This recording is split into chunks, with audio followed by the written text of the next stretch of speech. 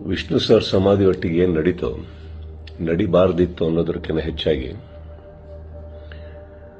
ಒಂದನ್ನ ಅರ್ಥ ಬಹಳ ಚೆನ್ನಾಗಿ ಮಾಡ್ಕೋಬಹುದು. ಇಲ್ಲಿ ಏನಂದ್ರೆ ಒಬ್ಬೊಬ್ಬರಿಗೆ ಒಂದೊಂದಿಲ್ಲಿ ನಮ್ಮದೇ ರಾಜ್ಯ, ನಮ್ಮದೇ ಊರು, ನಮ್ಮದೇ ಕಲಾವಿದರು. ಸೊ ಹೀಗಿರ್ಬೇಕಾದ್ರೆ ನಾನೆಲ್ಲ ಅಭಿಮಾನಿಗಳಲ್ಲಿ ಕೇಳ್ಕೊಳ್ಳೋದು ಒಂದೇನೆ, ಇನ್ನು ನಾವು ಓಡಾಡಿದ್ದಾಯ್ತು, ನೀವುಗಳು ಓಡಾಡಿದ್ದಾಯ್ತು, ಎಲ್ಲರಲ್ಲೂ ಮನವಿ ಮಾಡ್ಕೊಂಡಿದ್ದಾಯ್ತು, ದಯವಿಟ್ಟು ಇದನ್ನ ಮಾಡಿಕೊಡಿ, ಸ್ವಲ್ಪ ನೋಡಿ. ಯಾಕಂದ್ರೆ ಒಂದು ಅಳಿಲ್ ಶಕ್ತಿ ಬೇಕಾಗಿತ್ತು ಇದನ್ನ ಈ ಸಮಾಧಿನ ಉಳಿಸ್ಕೊಳ್ಳೋದಕ್ಕೆ. ಯಾರಿಗೆ ಅಧಿಕಾರದಲ್ಲಿದ್ದು ಯಾರಿಗೆ ಆ ಶಕ್ತಿ ಇತ್ತು ಅವ್ರ ಬಗ್ಗೆ ಹೇಳ್ತಾ ಇದ್ದೀನಿ.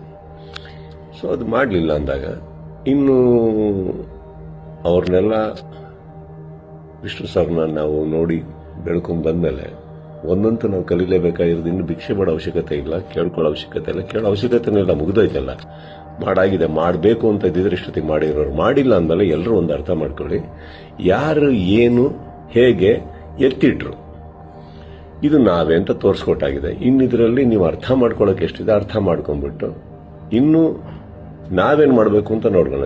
ಈಗ ಮೊನ್ನೆ ನಾವು ವೀರಕಪುತ್ರ ಶ್ರೀನಿವಾಸ ಅವ್ರ ಥರನೂ ಮಾತಾಡ್ತಾ ಇದ್ದೆ. ಅವರು ಒಂದಿಷ್ಟು ಯೋಜನೆಗಳು ಹಾಕೊಂಡಿದ್ದಾರೆ, ಆದಷ್ಟು ದೊಡ್ಡ ಒಂದು ಪ್ರತಿಮೆ ಕಟ್ಟಬೇಕು ಅಂತ ಇದ್ದಾರೆ. ಅದನ್ನ ಮಾಡೋಣ, ಬೆಟರ್ ಅಲ್ಲ? ಅದನ್ನ ಮಾಡೋಕ್ಕೆ ನನ್ನ ಸಂಪೂರ್ಣ ನಾನೇನು ಮಾಡಬೇಕು ಖಂಡಿತ ನನ್ನ ಕಡೆಯಿಂದ ನಾನು ಮಾಡೇ ಮಾಡ್ತೀನಿ. ಎಲ್ಲರಿಗೂ ಒಂದು ನೋವಾಗಿದೆ ಅನ್ನೋದು ಒಂದು ಗೊತ್ತು. ರಾತ್ರಿ ಅದು ನಡೆದಾಗ ಹೇಳಿತನವೂ ಹೌದು, ಮಾಡಿದವ್ರದ್ದು ಬಿಡಿ. ಆ್ಯಂಡ್ ನೋವಾಗುತ್ತೆ, ಬಿಟ್ಟಾಕಿ, ಈಗೇನು ಪ್ರಾಬ್ಲಮ್ ಇಲ್ಲ. 10 ನಿಮಿಷ ಕಣ್ಣೀರು ಹಾಕಬೇಕು, 11 ನಿಮಿಷ ನಾವೇನು ಮಾಡಬೇಕು ಅಂತ ಯೋಚನೆ ಮಾಡಿ ಮುಂದೆ ಹೋಗೋದು ನನ್ನ ಅಭ್ಯಾಸ. ನೀವೆಲ್ಲರೂ ಅದೇ ಮಾಡ್ತೀರಾ ಅಂದ್ಕೊಂಡಿದ್ದೀನಿ. ಕೈ ಚಾಚಿದ್ ಸಾಕು, ಇನ್ನೇನು ಮಾಡಬೇಕು ನಾವು ಮಾಡೋಣ. ಜೈ ವಿಷ್ಣು ಸರ್. ವಿಷ್ಣು ಸರ್ ಸಮಾಧಿ ಒಟ್ಟಿಗೆ ಏನು ನಡೀತೋ ನಡಿಬಾರ್ದಿತ್ತು ಅನ್ನೋದಕ್ಕಿಂತ ಹೆಚ್ಚಾಗಿ ಒಂದನ್ನ ಅರ್ಥ ಬಹಳ ಚೆನ್ನಾಗಿ ಮಾಡ್ಕೋಬಹುದು. ಇಲ್ಲಿ ಏನಂದ್ರೆ ಒಬ್ಬೊಬ್ಬರಿಗೆ ಒಂದೊಂದಿಲ್ಲಿ ನಮ್ಮದೇ ರಾಜ್ಯ, ನಮ್ಮದೇ ಊರು, ನಮ್ಮದೇ ಕಲಾವಿದರು.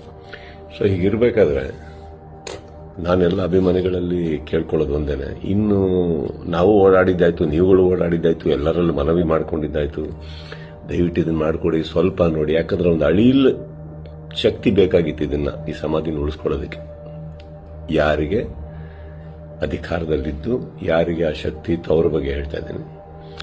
ಸೊ ಅದು ಮಾಡಲಿಲ್ಲ ಅಂದಾಗ ಇನ್ನು ಅವ್ರನ್ನೆಲ್ಲ ವಿಷ್ಣು ಸರ್ನ ನಾವು ನೋಡಿ ಬೆಳ್ಕೊಂಡ್ ಬಂದ್ಮೇಲೆ ಒಂದಂತೂ ನಾವು ಕಲೀಲೇಬೇಕಾಗಿರೋದು, ಇನ್ನು ಭಿಕ್ಷೆ ಮಾಡೋ ಅವಶ್ಯಕತೆ ಇಲ್ಲ, ಕೇಳ್ಕೊಳ್ಳೋ ಅವಶ್ಯಕತೆ ಇಲ್ಲ, ಕೇಳೋ ಅವಶ್ಯಕತೆನೂ ಇಲ್ಲ, ಮುಗಿದೋಯ್ತಲ್ಲ, ಮಾಡಾಗಿದೆ. ಮಾಡಬೇಕು ಅಂತ ಇದ್ದಿದ್ರೆ ಇಷ್ಟೊತ್ತಿಗೆ ಮಾಡಿರೋರು. ಮಾಡಿಲ್ಲ ಅಂದಮೇಲೆ ಎಲ್ಲರೂ ಒಂದು ಅರ್ಥ ಮಾಡ್ಕೊಳ್ಳಿ, ಯಾರು ಏನು ಹೇಗೆ ಎತ್ತಿಟ್ರು ಇದು ನಾವೇ ಅಂತ ತೋರಿಸ್ಕೊಟ್ಟಾಗಿದೆ. ಇನ್ನಿದ್ರಲ್ಲಿ ನೀವು ಅರ್ಥ ಮಾಡ್ಕೊಳ್ಳೋಕೆ ಎಷ್ಟಿದೆ ಅರ್ಥ ಮಾಡ್ಕೊಂಡ್ಬಿಟ್ಟು ಇನ್ನು ನಾವೇನು ಮಾಡಬೇಕು ಅಂತ ನೋಡೋಣ.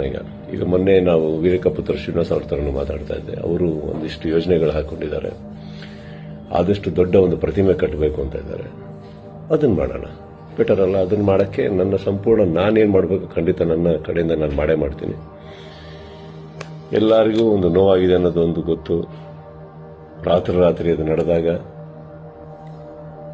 ಹೇಳಿತನವೂ ಹೌದು, ಮಾಡಿದವ್ರದ್ದು ಬಿಡಿ. ಆ್ಯಂಡ್ ನೋವಾಗುತ್ತೆ, ಬಿಟ್ಟಾಕಿ, ಈಗೇನು ಪ್ರಾಬ್ಲಮ್ ಇಲ್ಲ. 10 ನಿಮಿಷ ಕಣ್ಣೀರು ಹಾಕಬೇಕು, 11 ನಿಮಿಷ ನಾವೇನು ಮಾಡಬೇಕು ಅಂತ ಯೋಚನೆ ಮಾಡಿ ಮುಂದೆ ಹೋಗೋದು ನನ್ನ ಅಭ್ಯಾಸ.